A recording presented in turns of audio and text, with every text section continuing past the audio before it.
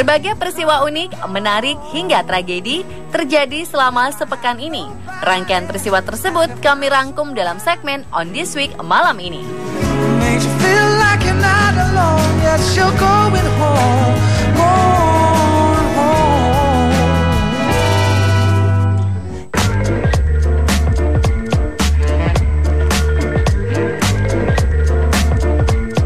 Nasib seorang wanita bernama Ana dos Santos Cruz berubah sekejap.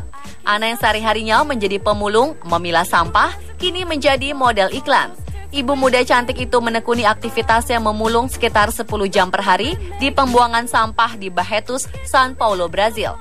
Ia tak memiliki pilihan lain. Suaminya dibui karena kasus narkoba. Suatu hari, ketika tengah memulung, Ana yang memiliki putra berusia 3 tahun menemukan secarik cek di dalam amplop di sebuah tas plastik. Cek itu senilai 52.000 pound sterling atau sekitar 1 miliar rupiah yang sesungguhnya ditujukan untuk rumah sakit kanker di Barretos. Entah mengapa cek itu terbuang. Keesokan harinya, Ana pergi ke rumah sakit tersebut yang memang tak jauh dari tempat ia memulung. Ana langsung menyerahkan cek tersebut ke direktur rumah sakit. Langsung terpana dengan kejujuran Ana. Berita ini pun cepat tersebar di media cetak, elektronik, dan internet. Sebuah pusat perbelanjaan besar pun akhirnya mengundang dan meminta Ana membintangi iklan mereka di TV dan billboard kota. Ana pun menjajaki karir awalnya menjadi seorang model.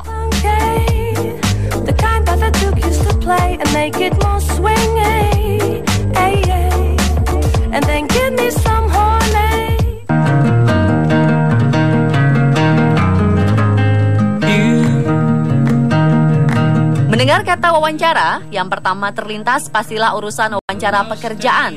Namun tidak demikian di Hong Kong. Wawancara dilakukan para balita berusia 2 dan 3 tahun. Orang tua di Hong Kong kini tengah gandrung mendaftarkan anak mereka untuk mengikuti kursus wawancara. Tujuannya agar anak-anak tersebut bisa mendapatkan pendidikan terbaik sejak dini. Seperti yang dilakukan Carson Chuan. Balita berusia 2 tahun ini tengah dipersiapkan melakukan wawancara terpenting di hidupnya. Rose Cheng, sang ibu, mempersiapkan putranya sedini mungkin agar bisa masuk ke sekolah yang terbaik. Di Hong Kong, memang interview dengan sang anak menjadi syarat mutlak diterima di sekolah tertentu. Kursus wawancara ini tidaklah murah. Biayanya sebesar $600 atau setara 7,8 juta rupiah. Namun Kepala Institusi Kursus Wawancara Balita di Hong Kong, Teresa Fanny, mengatakan kursus tersebut sepadan dengan hasilnya. Teresa menyebutkan 4 dari 5 muridnya sukses diterima di Taman Kanak-kanak Terbaik tahun lalu. Inti dari kursus ini adalah menghilangkan rasa takut dan keraguan anak-anak untuk berbicara dan melakukan wawancara. Setelah kursus, anak-anak akan merasa wawancara merupakan pengalaman menarik seperti permainan.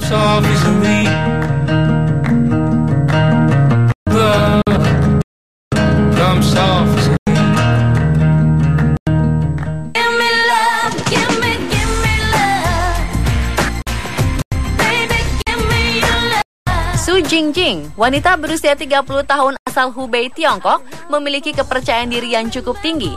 Buktinya, ia tak bosan mencari calon suami sempurna dan mengumumkan kriteria pasangan idamannya di Taman Rakyat di Shanghai.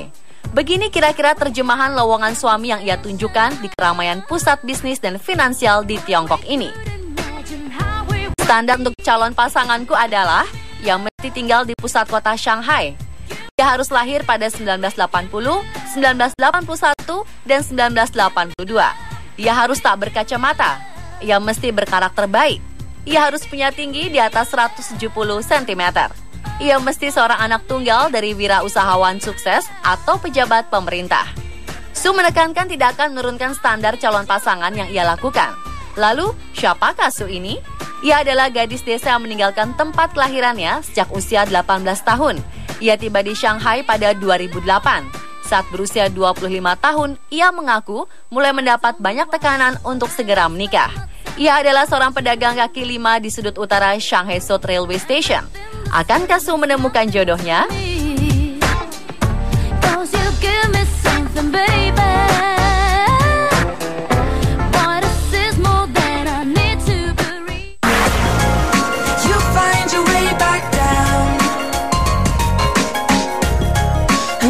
Selain terkenal sebagai tempat yang indah dan romantis, Menara Eiffel di Paris juga dikenal banyak copet atau pencuri.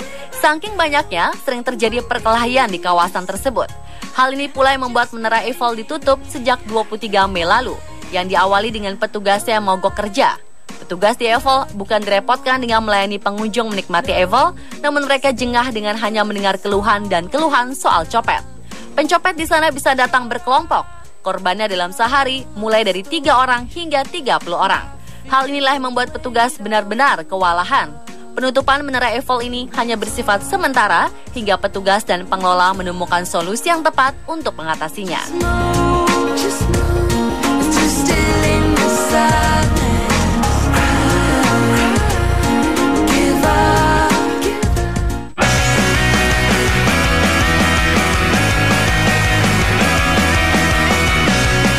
Warga RT 38 dan RW 39, Kelurahan Warung Boto, Kecamatan Umbul Harjo, Kota Yogyakarta, membuat tempe sepanjang 100 meter dalam rangka meramaikan lomba pola hidup bersih dan sehat tingkat Kota Yogyakarta. Proses pembuatan tempe itu adalah 2 hari 2 malam. Pengerjaannya dilakukan oleh 3 orang. Namun untuk mengangkatnya dari gudang menuju ke jalan sekaligus membentangkannya perlu setidaknya 100 orang. Awalnya, ia bersama warga berencana membuat tempe dengan panjang 150 meter. Namun karena bahannya kurang, hanya bisa membuat 100 meter saja. Total dana yang dibutuhkan adalah 1 juta rupiah. Nantinya setelah selesai, tempe akan dilelang dengan harga mulai 15.000 per meter.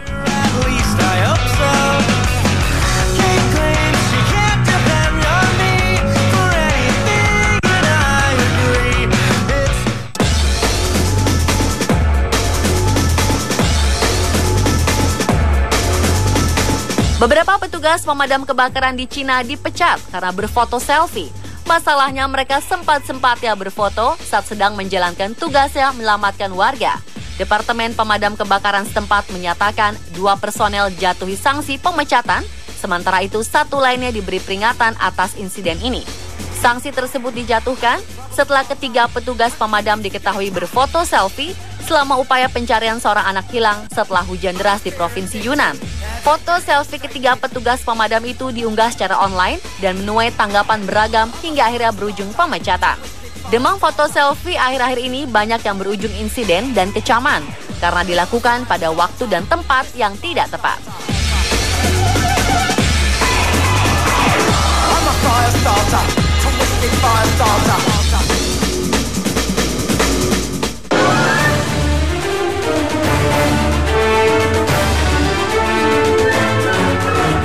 Kedua mesin pesawat Airbus milik maskapai Singapore Airlines tiba-tiba kehilangan daya saat tengah mengudara.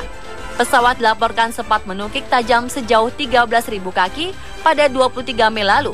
Disampaikan maskapai Singapura itu, pesawat Airbus A330-300 melakukan penerbangan dalam cuaca buruk saat berada di ketinggian 39.000 kaki sekitar 3,5 jam setelah bertolak dari Singapura. Pesawat yang mengangkut 182 penumpang dan 12 kru tersebut bertujuan ke Shanghai, China. Meskipun sempat melalui waktu yang menegangkan, penerbangan bisa kembali mulus hingga tujuan. Kedua mesin Rolls-Royce pesawat tersebut diperiksa secara menyeluruh dan diuji setibanya di Shanghai, namun tidak ditemukan adanya keganjilan. Insiden ini pun tengah ditinjau oleh pihak Singapore Airlines, Rolls-Royce, dan Airbus.